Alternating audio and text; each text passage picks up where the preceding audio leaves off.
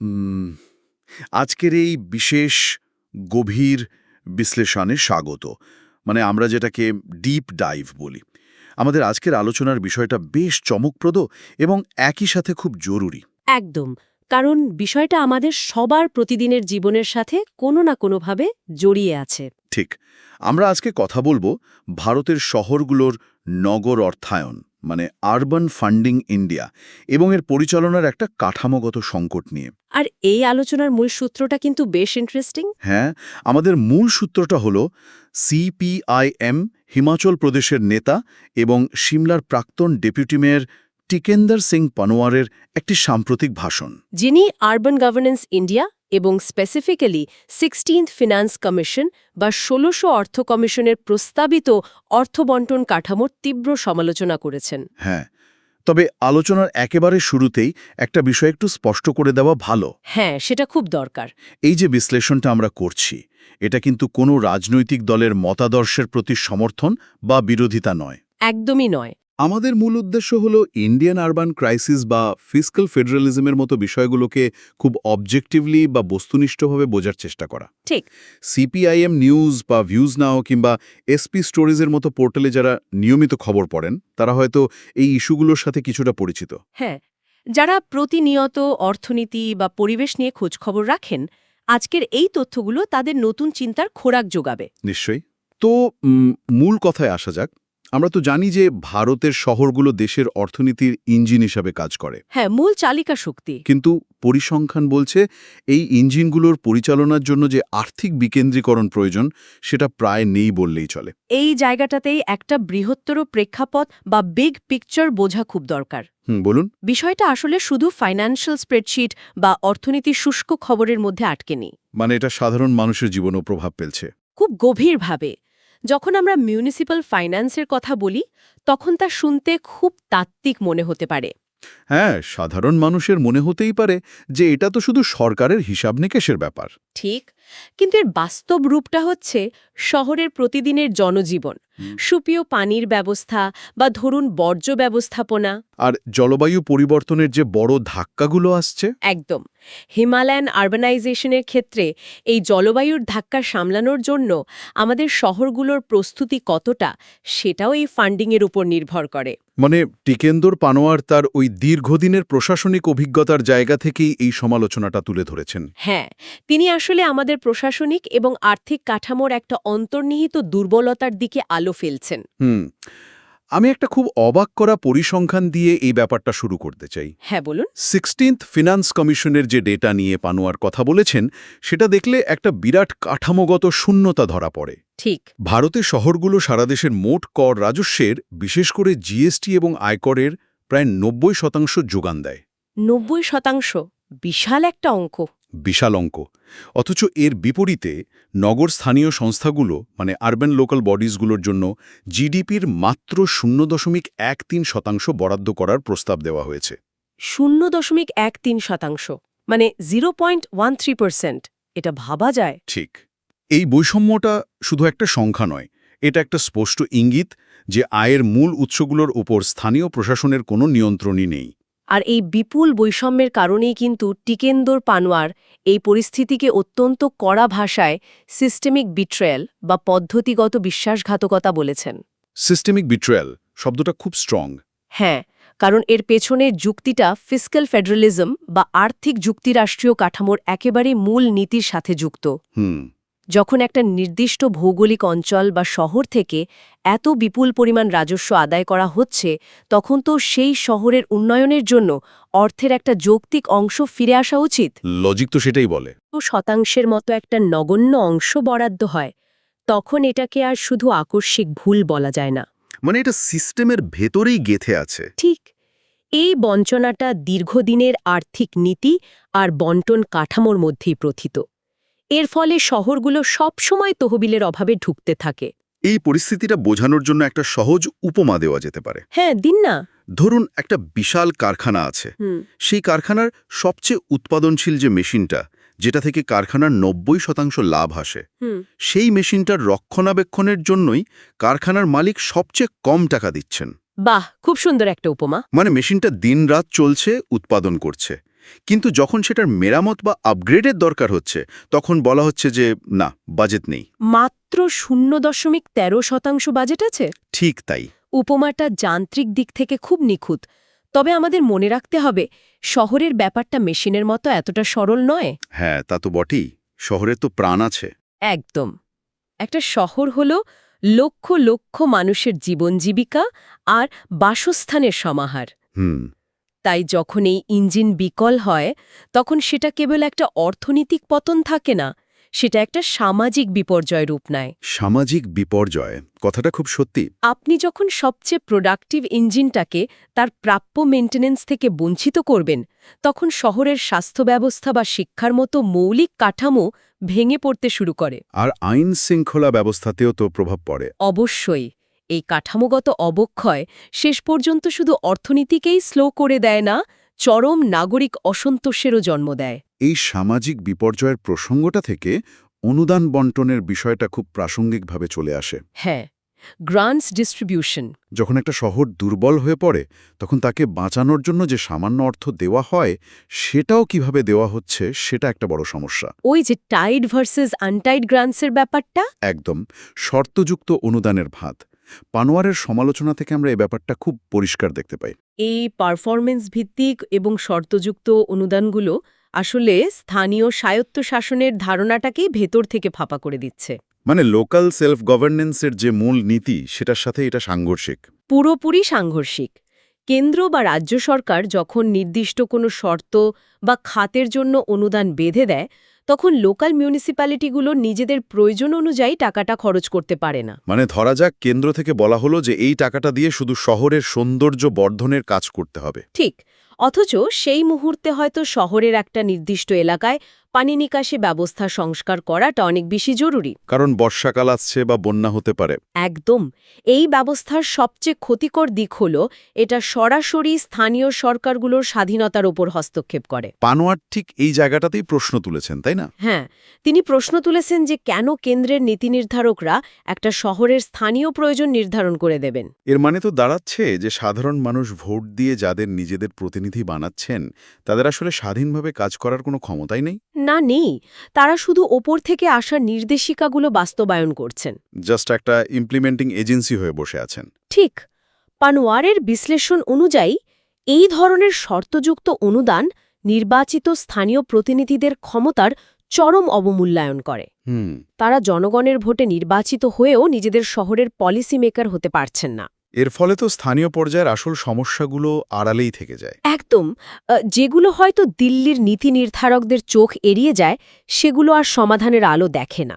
এটা কিন্তু গণতান্ত্রিক প্রক্রিয়ার একটা বড় ধরনের বিচ্যুতি। আর এই বিচ্যুতি সমাধান হিসেবেই পানোয়ার ভারতের সংবিধানের 74th অ্যামেন্ডমেন্ট বা ৭৪তম সংশোধনীর একটা আমূল পুনর্গঠনের দাবি তুলেছেন। হ্যাঁ, এটা তার অত্যন্ত গুরুত্বপূর্ণ একটা দাবি।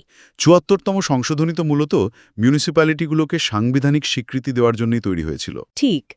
কিন্তু পানোয়ারের প্রস্তাবটা এর চেয়েও এক ধাপ এগিয়ে। তিনি তো বলছেন যে শহরগুলোর সীমানার ভেতরে যে পরিমাণ জিএসটি কালেক্ট হয় তার একটা নির্দিষ্ট অংশের উপর শহরের সরাসরি সাংবিধানিক অধিকার থাকতে হবে। জিএসটি রেভিনিউ ডিস্ট্রিবিউশন নিয়ে এই প্রস্তাবটা কিন্তু বিদ্যমান কাঠামোর ভিত্তিমূলেই একটা বড় পরিবর্তনের কথা বলছে। এটা কি খুব সুদূরপ্রসারী একটা পরিবর্তন নয়? অবশ্যই। ৭৪তম সংশোধনীর মূল উদ্দেশ্যই ছিল ক্ষমতার বিকেন্দ্রীকরণ, মানে তৃণমূল পর্যায়ে প্রশাসনিক ক্ষমতা নিশ্চিত করা।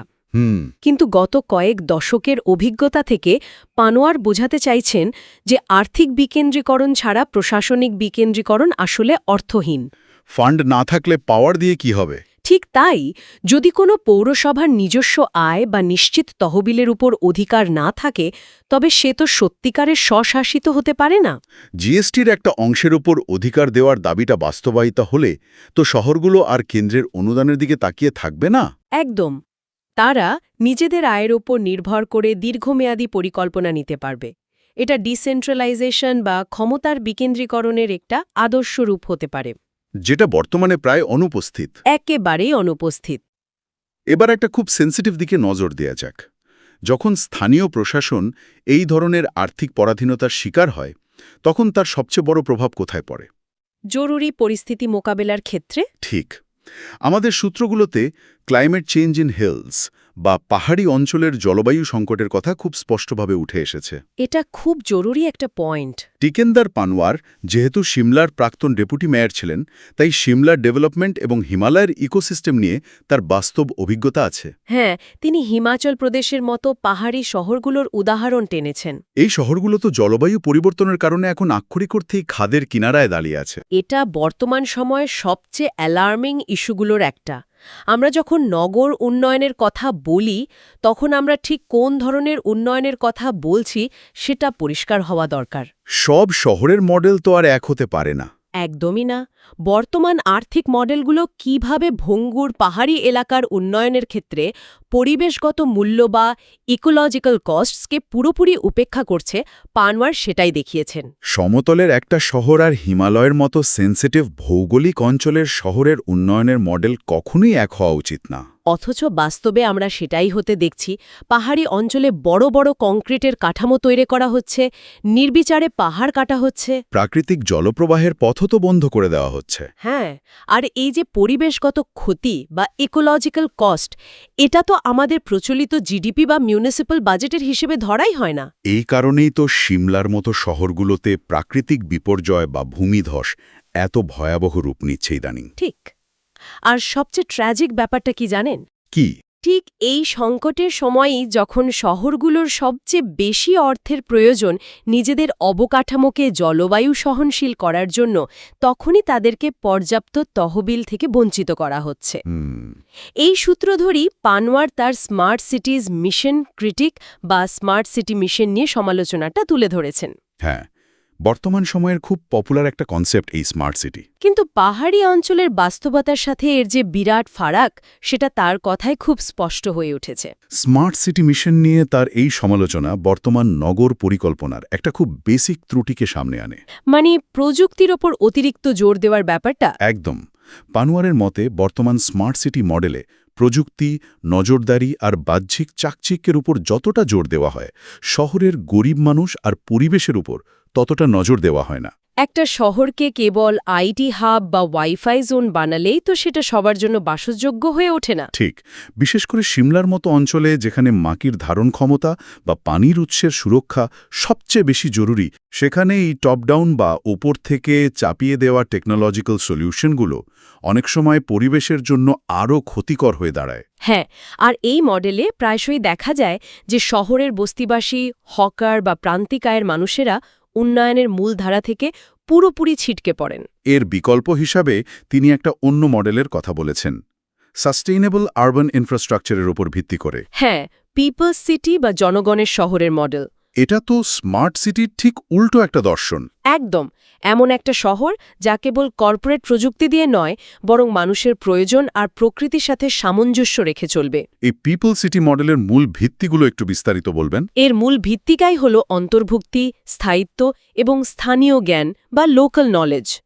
এই মডেলে শহরের প্রত্যেকটা নাগরিক, তিনি ধনী হন বা দরিদ্র, সবার নাগরিক সুবিধাগুলোর উপর সমান অধিকার থাকে। এখানে উন্নয়নের কেন্দ্রে থাকে মানুষ আর পরিবেশ। মানে শহরের প্রাকৃতিক বৈশিষ্ট্যকে ধ্বংস না করে তাকে সংরক্ষণ করা। ঠিক। যেমন ধরুন, ব্যক্তিগত গাড়ির জন্য বিশাল হাইওয়ে বানানোর বদলে গণপরিবহন বা পাবলিক ট্রান্সপোর্টকে শক্তিশালী করা। অথবা বড় কংক্রিটের প্রজেক্টের বদলে লোকালি মানানসই আর পরিবেশ বান্ধব নির্মাণশৈলী ব্যবহার করা। একদম তাই। স্মার্ট সিটি যেখানে অনেক ক্ষেত্রেই একটা কর্পোরেট চালিত পদ্ধতি, সেখানে পিপল সিটি হল তৃণমূল থেকে উঠে আসা একটা মডেল, যেখানে সাধারণ মানুষের অংশগ্রহণ আর ওই লোকাল সেলফ গভর্নেন্সটাই সবচেয়ে বড় ভূমিকা পালন করে। ঠিক বলেছেন। এই পুরো আলোচনাটা আমাদের অনেকগুলো কানেক্টেড বিষয়কে একসাথে মেলাতে সাহায্য করছে। হ্যাঁ, সবগুলো ইস্যুই আসলে একে অপরের সাথে যুক্ত। আমরা এতক্ষণ যা যা আলোচনা করলাম তার একটা সারসংক্ষেপ টানলে দেখা যায় কিভাবে চরম আর্থিক বঞ্চনা এবং ক্লাইমেট ক্রাইসিসের মুখে শহরের তহবিল আটকে রাখা হচ্ছে। একদিকে শহরগুলো দেশের অর্থনীতির চাকা ঘোরাচ্ছে, অন্যদিকে তারা নিজেদের সার্ভাইভালের মিনিমাম রসদটুকু কন্ট্রোল করতে পারছে না। আমাদের সূত্রগুলোতে টিকেন্দার পানোয়ারের একটা অত্যন্ত পাওয়ারফুল কোট বা উক্তি উল্লেখ করা হয়েছে, যা এই পুরো অবস্থার একটা নিখুঁত চিত্র তুলে ধরে। হ্যাঁ, উক্তিটা সত্যি খুব প্রাসঙ্গিক। তিনি বলেছেন, আমাদের শহরগুলো শুধুই কংক্রিটের জঙ্গল নয়, এগুলো অর্থনীতির ইঞ্জিন। জলবায়ু বিপর্যয়ের সম্মুখীন হওয়ার সময়ে তাদের তহবিল থেকে বঞ্চিত করা শুধু দুর্বল অর্থনীতি নয়, এটি শহরের নাগরিকদের গণতান্ত্রিক অধিকারের ওপর একটা আক্রমণ। এই উক্তিটার সিগনিফিক্যান্স বা তাৎপর্য বিশ্লেষণ করলে আমরা দেখতে পাই যে নগরায়ন, অর্থনীতি আর পরিবেশ কিভাবে একটা সুতোয় গাঁথা। যখন আমরা একটা শহরকে জলবায়ু পরিবর্তনের সাথে লড়াই করার জন্য আর্থিকভাবে রেডি হতে দিই না, তখন আমরা শুধু এনভায়রনমেন্টাল রিস্কই বাড়াই না, আমরা সেই শহরের অর্থনীতিকেও পঙ্গু করে দিই। একদম। আর যখন স্থানীয় প্রশাসনকে ওই টাইড গ্র্যান্টসের ফাঁদে ফেলে আর্থিকভাবে পরাধীন করে রাখা হয়, তখন সেটা শুধু অ্যাডমিনিস্ট্রেটিভ ফেলিয়ার থাকে না, সেটা তো নাগরিকদের ডেমোক্রেটিক রাইটস বা গণতান্ত্রিক অধিকার হরণের শামিল। ঠিক তাই। কারণ মানুষ যাদের ভোট দিয়ে নির্বাচিত করছেন, তাদের হাতে তো মানুষের জীবনমান উন্নয়নের কোনো ক্ষমতাই থাকছে না। পানোয়ারের এই পুরো অ্যানালাইসিসের মূল সুরটি হল ফিস্ক্যাল অটোনমি বা আর্থিক স্বাধীনতা ছাড়া গণতান্ত্রিক বিকেন্দ্রীকরণ আসলে অর্থহীন। হ্যাঁ, ৭১তম আর ৭৪তম সংশোধনীর মতো আইনগুলো তখন কেবল কাগজের মধ্যেই সীমাবদ্ধ থেকে যায়। আজকের এই গভীর বিশ্লেষণ থেকে আমরা বেশ কিছু সিরিয়াস বিষয় জানতে পারলাম। হ্যাঁ, ১৬০০ অর্থ কমিশনের প্রস্তাবিত অর্থবণ্টন, শর্তযুক্ত অনুদানের ফাঁদ, এসব নিয়ে বিস্তারিত কথা হলো। পাশাপাশি ৭৪তম সংশোধনীর সীমাবদ্ধতা, ভারতের নগর অর্থায়নকে কিভাবে একটা খাদের কিনারায় দাঁড় করিয়েছে, সেটাও আমরা দেখলাম। আর সিমলার মতো পাহাড়ি শহরগুলোর জলবায়ুগত অস্তিত্ব সংকট তো আছেই। সাথে স্মার্ট সিটি বনাম পিপল সিটি মডেলের আদর্শগত সংঘাত নিয়েও আমরা আলোচনা করেছি। সত্যি খুব থট প্রভোকিং একটা সেশন ছিল। হ্যাঁ, এই পুরো আলোচনার শেষে যারা এই বিষয়গুলো নিয়ে আরও গভীরভাবে ভাবেন বা পড়াশোনা করেন, তাদের জন্য একটা নতুন দৃষ্টিকোণ থেকে একটা প্রশ্ন রাখা যেতে পারে। অবশ্যই। আমরা দেখলাম যে সরকারি অনুদান আর মিউনিসিপ্যাল ফাইন্যান্সের অভাবে শহরগুলো ধুঁকছে। হ্যাঁ। যদি এই সরকারি তহবিলের সংকট এভাবেই চলতে থাকে, তবে কি এমন একটা সময় আসবে যখন শহরগুলোকে বেঁচে থাকার জন্য পুরোপুরি প্রাইভেট বা বেসরকারি কর্পোরেট ফান্ডের উপর নির্ভর করতে হবে? এটা খুব ভয়ঙ্কর একটা সম্ভাবনা। আর যদি সত্যি সত্যি বড় বড় কর্পোরেট সংস্থাগুলো আমাদের শহরের রাস্তাঘাট, পানি সরবরাহ বা বর্জ্য ব্যবস্থাপনার নিয়ন্ত্রণ নিজেদের হাতে নিয়ে নেয়, তাহলে তো নাগরিক অধিকারের সংজ্ঞাই বদলে যাবে। ঠিক তখন কি শহরের একজন বাসিন্দা তার গণতান্ত্রিক অধিকার হারিয়ে কেবল একটি সেবার ভোক্তা বা কনজিউমারে পরিণত হবেন? এই ধরনের বেসরকারীকরণ আমাদের সিটিজেনশিপের ধারণাকেই চ্যালেঞ্জের মুখে ফেলে দেবে। এই প্রশ্নটির উত্তর খোঁজা এবং বিষয়টি নিয়ে আরও সমালোচনামূলক চিন্তা ভাবনা করার যথেষ্ট অবকাশ রয়েছে। হ্যাঁ, এটা নিয়ে আরও রিসার্চ আর আলোচনার দরকার আছে। আজকের এই বিশ্লেষণ আমরা এখানেই শেষ করছি। আগামীতে এমন আরও অনেক তথ্যভিত্তিক ও কৌতূহলোদ্দীপক বিষয় নিয়ে আমাদের আলোচনা চলবে। সবাইকে ধন্যবাদ আমাদের সাথে থাকার জন্য। ভালো থাকবেন।